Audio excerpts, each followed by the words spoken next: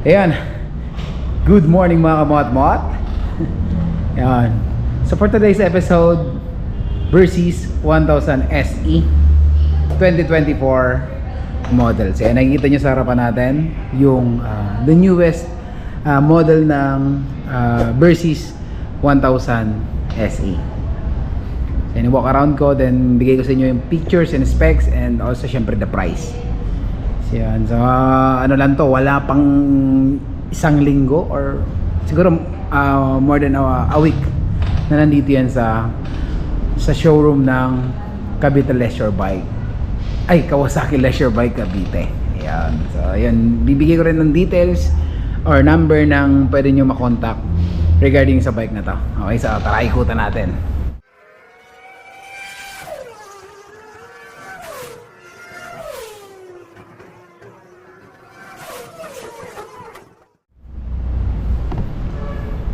So this is the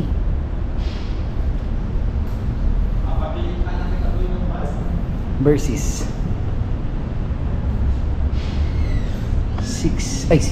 1000. Ayan. Ang laki.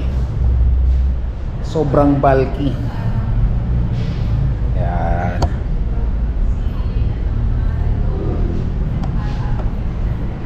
Ang lambot, ang lapad.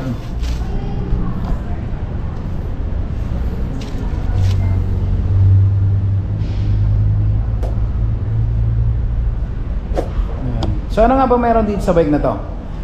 So Versys 1000 is meron siyang 1043cc inline 4. Yan. Double overhead cam, 6 speed, 16 valve, 4 valve per cylinder, liquid cool. Yan, nasabi ko na, liquid cool engine. So meron siyang max power up 118.9 at 9,000 RPM, and meron siyang max torque na 102 newtons of torque at 7,000 RPM with loaded with pictures, quick shifter, traction control, cruise control, cornering ABS both front and rear. So sobrang loaded. Meron din tong electronically seat height adjustment and suspension. So, and so this one, so naka-electronic adjustment siya. Yan, preload. So meron din siyang analog and digital panel na equip. Then meron siyang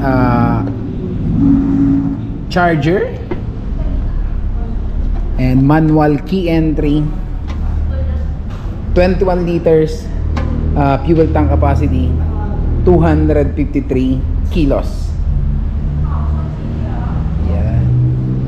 So equipped din to yon ng inverted fork, yun, electronic adjustment.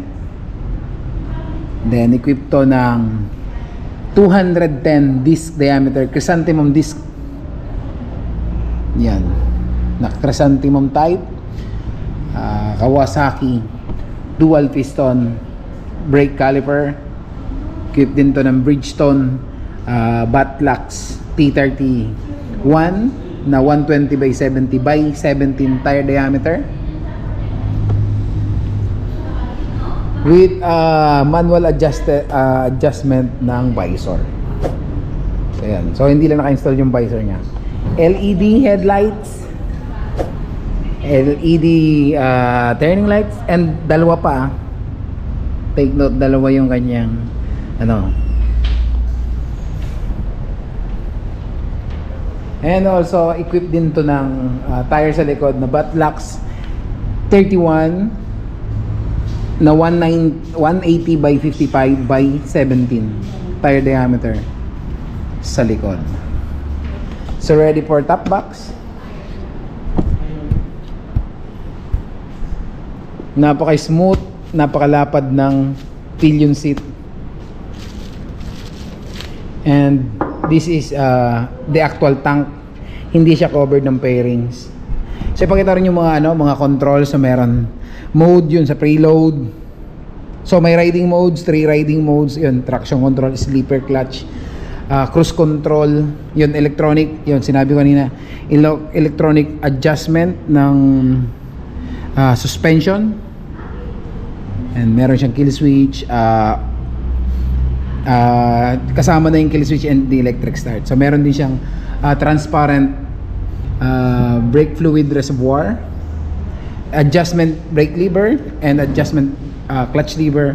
Then installed na rin siya ng handguard. So this is the very loaded adventure bike ng Kawasaki, the Versys 1000.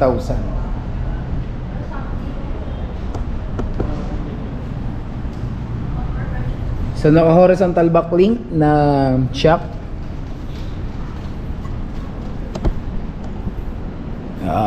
Solid. So ito napakaganda na ito kasi top box na lang bibili mo eh. Hindi naman kailangan ng bracket o ano pa. +1 yan. Quick shift.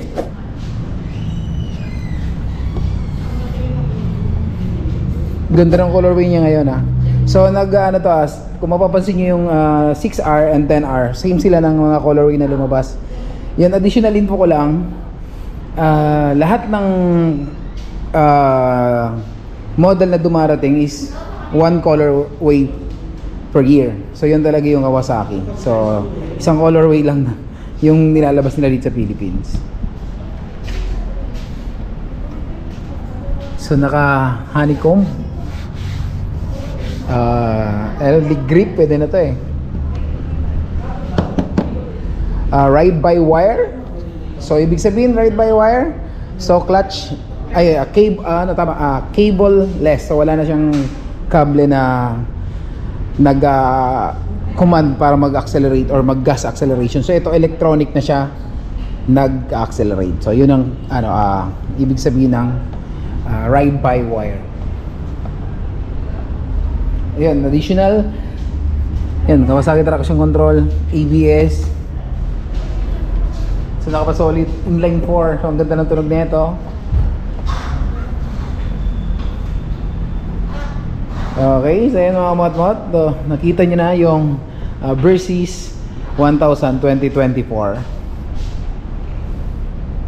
So sa price, syempre, the price is 959,000 pesos. So makukuha nyo na yung Versys 1000 2024.